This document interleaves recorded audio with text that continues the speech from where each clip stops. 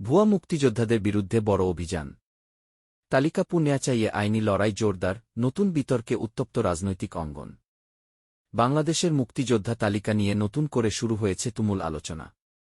মুক্তিযুদ্ধ বিষয়ক মন্ত্রী আহমেদ আয়ম খান ঘোষণা দিয়েছেন, প্রকৃত মুক্তিযোদ্ধাদের অধিকার রক্ষায় এবং বিতর্কিত তালিকা সংশোধনে আইনি লড়াই আরও জোরদার করা হবে। মন্ত্রী জানিয়েছেন, অতীতে বিভিন্ন অনিয়ম ও দুর্বল যাচাই প্রক্রিয়ার কারণে অযোগ্য ব্যক্তিরা মুক্তিযোদ্ধা তালিকায় অন্তর্ভুক্ত হয়েছেন বলে অভিযোগ রয়েছে। ফলে রাষ্ট্রীয় ভাতা ও অন্যান্য সুবিধা নিয়ে প্রশ্ন উঠেছে। এখন সরকার গবেষণা, তথ্যপাত্য এবং আইনি কাঠামোর ভিত্তিতে তালিকা পুনর্মূল্যায়নের কথা বলছে। একই সঙ্গে মুক্তিযোদ্ধা কল্যাণ ট্রাস্টের বেহাত হওয়া সম্পদও পুনরুদ্ধারের উদ্যোগ নেওয়া হয়েছে।